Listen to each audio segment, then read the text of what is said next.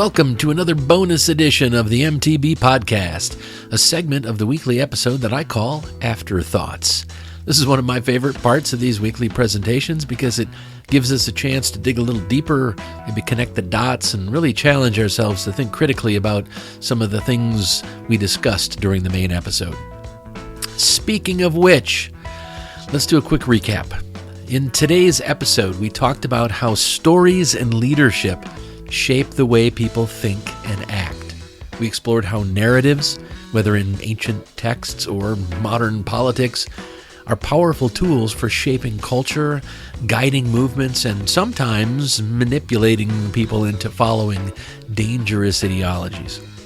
Now, let's be honest. Many of us are feeling frustrated right now. We see the rise of religious extremism, the spread of conspiracy theories, and the way certain groups twist faith to justify exclusion, control, and even outright harm. And what's worse is that it's working. These movements are gaining power, they're shaping laws and influencing public policy. And that's terrifying, because many of the things they advocate for directly threaten democracy, human rights, and even basic decency.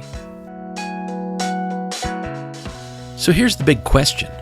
We know what we're against, but what are we for? How do we push back against extremism without becoming reactionary ourselves? How do we resist without playing the same game, without resorting to anger, fear-mongering, or the same divisive us versus them thinking? Because let's be real, extremist movements thrive on reaction. They want opposition to be loud, emotional, and easily dismissed, because it reinforces their narrative about how they're persecuted truth-tellers. If we just fight fire with fire, we'll never get anywhere. So that's what we're going to explore in this episode of Afterthoughts. This isn't just about fighting back. It's about building something better. We're going to talk about how a single person, yes, you, a single person, can help lay the groundwork for a movement that's rooted in reason, compassion, and ethical leadership. Because change doesn't start with grand, sweeping actions. It starts small. It starts with how we communicate, how we lead, and how we model the values we actually want to see in the world. So let's get into it. How do we push back without pushing people further away? How do we resist extremism without mirroring its worst qualities? And how do we start building something that can actually last? All right, let's start by addressing a question that's on a lot of our minds. Why do people fall for this shit? It's easy to assume that extremist beliefs, whether they're religious fundamentalism, conspiracy theories, or hyper-nationalism, it's easy to believe that they only appeal to people who are ignorant, gullible, or just plain hateful. But the truth is way more complicated than that. At its core, extremism it's a psychological refuge. Fear and uncertainty create a craving for simple, absolute answers. The world is a complicated, messy place. Life is uncertain. Problems like economic inequality, climate change, and cultural shifts are complex and, frankly, kind of terrifying for lots of people. Extremist ideologies swoop in and offer easy answers to hard problems. Answers that don't require nuance or critical thinking. And let's be real, having a strong sense of belonging feels amazing. Extremist movements provide a clear identity, a community, and a mission. People who feel lost or powerless are drawn to groups that give them a purpose. These groups say, "You're one of us. You belong here. You're fighting for something bigger than yourself." That's a powerful emotional pull. And, of course, The us versus them thinking is an incredibly effective tool as well. Extremist leaders create loyalty by painting the world in stark black and white terms. We are the righteous ones, and everyone else is the enemy. This kind of thinking is intoxicating because it relieves people of the burden of doubt. Once they've accepted that their side is right and the other side is evil, they don't have to wrestle with complex moral questions anymore. Now here's where things get tricky, because the way we respond to extremism can actually make it worse. Think about it. If someone has built their entire identity around a belief system, do you really think that yelling at them is going to change their mind? If someone is deeply invested in an ideology, mockery and public humiliation don't make them rethink their views, they make them dig in deeper. It's called the backfire effect. When people feel attacked, their brains go into defensive mode. Instead of critically evaluating the challenge, they double down to protect their beliefs. Because admitting they were wrong would feel like admitting they were stupid, weak, or even betraying their community. That's why reactionary, rage-filled responses just don't work. Extremists want us to lash out. They want us to be angry and dismissive because it reinforces their narrative. See, they hate us. They fear the truth. We must be right. Every time they provoke an overreaction in us, it strengthens their movement. All right, so where does that leave us? Well, if we want to build a better movement, we have to start by understanding why people fall into extremism in the first place. And instead of meeting anger with more anger, we have to find ways to break the cycle. That doesn't mean we stay silent. It doesn't mean we ignore harmful rhetoric or let extremism go unchallenged. It just means we have to be strategic.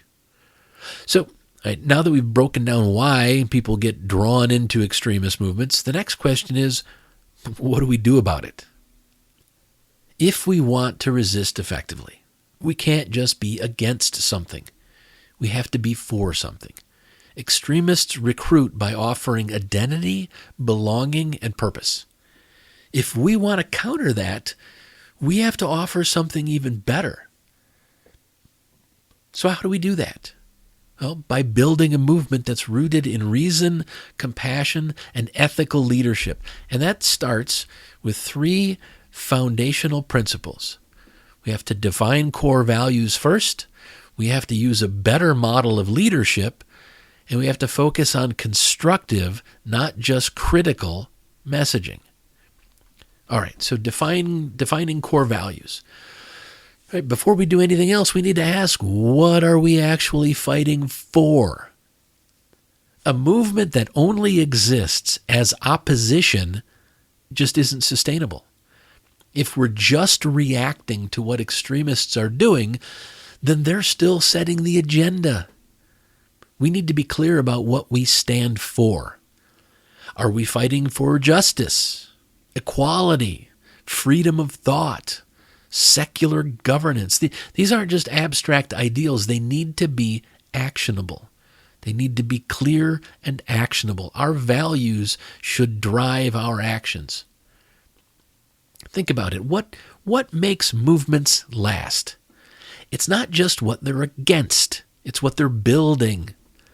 The civil rights movement wasn't just about resisting racism. Yes, it resisted racism, but it wasn't just about that. It was about achieving equal rights and dignity. Marriage equality wasn't just about opposing discrimination. It was about building a society where love and commitment are recognized regardless of gender. So before we try to change minds, we have to ask ourselves, what's our vision for the future? What are we inviting people into? That starts with defining our core values. Second, we need to use a better model of leadership. Extremist movements thrive on authoritarian leadership. They tell people what to think, what to do, and who the enemy is. Their leaders demand absolute loyalty, and they position themselves as the sole source of truth. We have to do the opposite. A better movement isn't built on obedience. It's built on critical thinking and shared leadership. Instead of saying, follow me because I have the answers, they're wrong. Right? The authoritarian leaders on your side are wrong, but follow me instead because I've got the answers. No, it's ethical leadership says, let's think through this together. And this isn't just about leaders in the traditional sense. You don't have to be a politician, an activist, or a public figure in order to lead.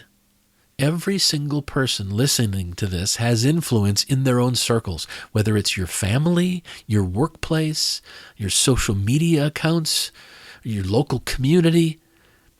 Who do you have the ability to influence? Because here's the thing.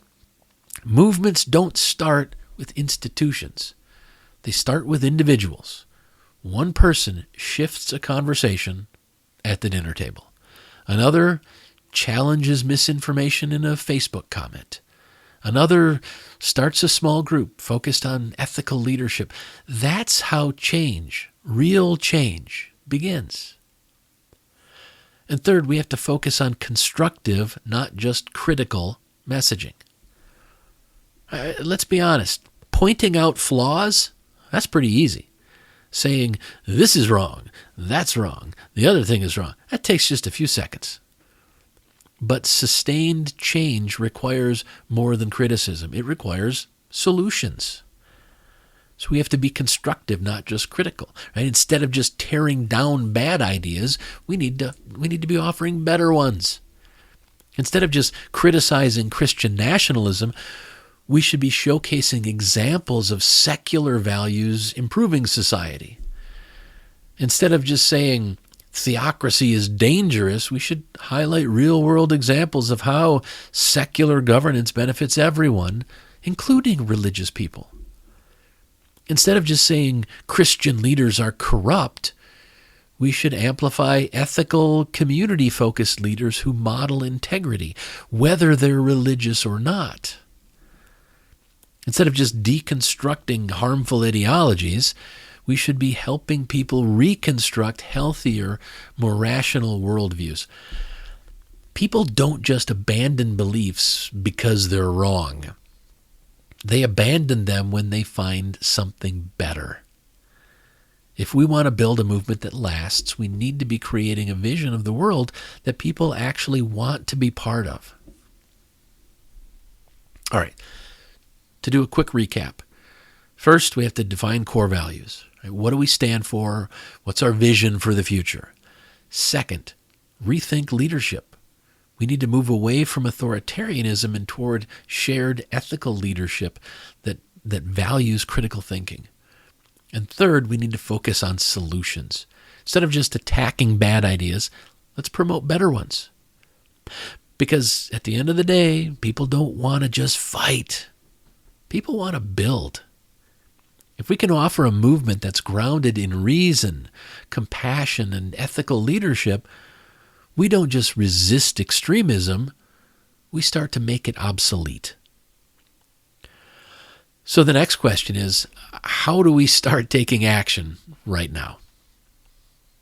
And so we've talked about why extremism is appealing, covered how to build a better movement, some of the keys that we need to focus on. But here's the big question. What can you actually do as an individual to start making a difference? As I've been saying, movements don't just happen because someone gives a great speech or writes a powerful book. Movements happen because everyday people start taking action, small, meaningful actions. And those add up over time. And the good news is that you don't need to be a politician or an activist to start. So let me give you 4 simple but powerful ways to resist extremism and start to build something better. First of all, start conversations in your own circles. When we think about changing minds, we tend to imagine big debates, public arguments where one side obliterates the other with cold, hard facts. In reality, that almost never works. People rarely change their minds because someone destroyed someone else in a public argument. What actually works are conversations. Quiet, personal, one-on-one conversations where people feel safe enough to ask questions and maybe start to reconsider their assumptions. If you hear someone repeating extremist talking points, don't jump in with, "Oh, that's stupid." Instead, ask questions. What do you mean by that? Where did you hear that? Do you trust the source? And maybe, how does that fit with your personal values? The goal isn't to win the conversation. The goal is to plant a seed of doubt, something they'll turn over in their mind later. People tend to change their minds gradually, not all at once. So your job isn't to force change in the moment. It's to create the conditions where change can start to happen over time. Second, be the role model for ethical leadership. If we want people to reject extremism and reactionary thinking, we have to give them a better example to follow. And that really does start with us. If we want more integrity in leadership, well, then we have to model integrity just in our daily lives. If we want more kindness in public discourse, we have to model kindness in how we talk to people. If we want people to think critically, we have to demonstrate what critical thinking actually looks like. This isn't about being perfect. It's about being intentional. People are more likely to listen to you if they respect you. And people respect leaders who act with consistency, fairness, and authenticity. It's not about what you say. It's more about who you are. If you live by your values, if you treat people with fairness, if you engage with honesty and compassion, you become the kind of person other people want to follow. Third, create or support alternative communities. And one of the biggest reasons people fall into extremist movements is that they crave this sense of belonging. These groups don't just provide ideology, they provide identity, purpose, and a sense of community. As twisted as it is, they feel like they belong. So if we want to pull people away from extremism, we need to offer them something better. That doesn't mean starting a political movement overnight. It starts small. You could start a book club that explores secular ethics and philosophy. You could start a discussion group where people can ask tough questions without fear. You could start an online space that promotes rational discourse and mutual support. Even one-on-one friendships that make people feel seen and valued. People don't leave bad ideas until they have somewhere better to go. If we want to help people move away from harmful belief systems, we have to create spaces where they can feel welcome without judgment as they start to rethink things. And fourth, we need to share positive, values-based messages. Let's be honest, social media can feel like just a dumpster fire right now. It's easy to get sucked into the outrage cycle, doom scrolling, reposting terrible takes, and just getting into pointless fights with people online. But social media, it can be a tool, and we can use it for good. Instead of just reacting to bad ideas, we can promote better ones. Instead of just criticizing religious hypocrisy, we'll highlight examples of ethical, values-driven leadership. Instead of just attacking harmful policies, share practical solutions and ways people can take action. Instead of just dunking on bad faith arguments, Well, encourage real discussion and critical thinking. Heck, go ahead and share the MTB podcast and let people know that we're trying to look for positive messages here. People don't just need to know what's wrong, they need to see what's possible. If we want to create change, we have to give people a vision worth believing in. All right, 4 things. Let me cover a quick recap. Start conversations in your own circles. That's number 1, right? Ask questions, challenge assumptions, and let people come to their own conclusions. Number 2, be the role model for ethical leadership. Live your values, lead with integrity, and show people what rational, compassionate leadership looks like. 3rd, create or support alternative communities. Right? Give people a place to belong, because belonging is what keeps people trapped in harmful belief systems. And 4th, share positive, values-based messages. Stop just reacting to bad ideas. Start promoting better ones. Because when all's said and done, movements don't start with institutions. They don't start with big grand gestures. They start small. They start with individuals. They start with people like us who are willing to have hard conversations, people who are willing to model integrity and build something worth believing in.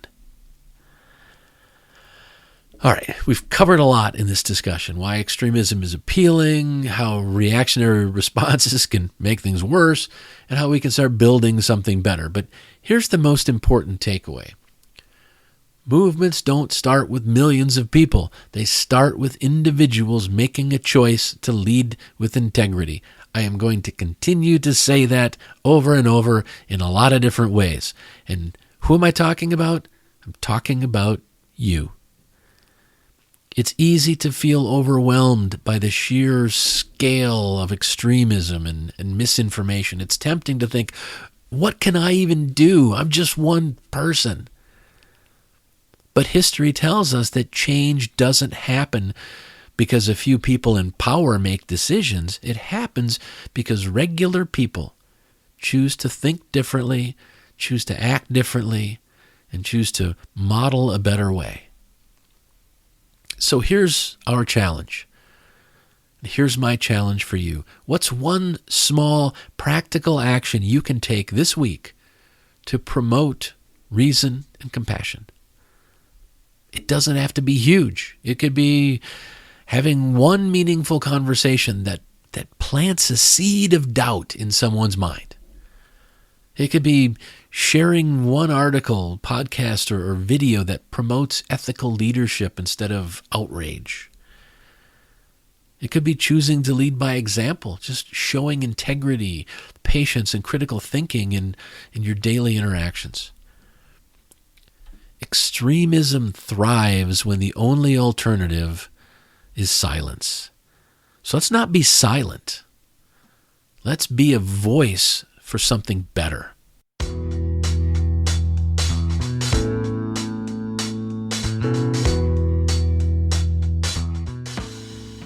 Thanks for joining me for this episode of Afterthoughts. If you want to keep up on everything I'm doing, please head over to thecodaproject.com and subscribe to my newsletter. You'll get notifications whenever I publish anything, and I'll also keep you updated on the weekly live streams of Mythologizing the Bible. Also, if you subscribe for free over at thecodaproject.com, you'll start receiving my weekly resource called The Weekly Compass. This is a brief, once-a-week guide on a single core value. Think of it as a mini lesson plan for personal growth. It's perfect for families, students, and adults because I include discussion questions designed for each of those age groups. Every weekly issue centers on a short reflection about the week's value, followed by discussion questions that are tailored for different age groups, from kids to college students to adults, and then a simple take action step, like a small challenge or exercise you can do to put that value into practice. Especially for families, it's designed to be an easy way to ensure that at least once a week, you're making time to talk about morality, ethics, and core values. So if you're interested, go subscribe for free at thecodaproject.com. Thanks again for listening. Until next time, keep thinking, keep questioning, and keep seeking the truth.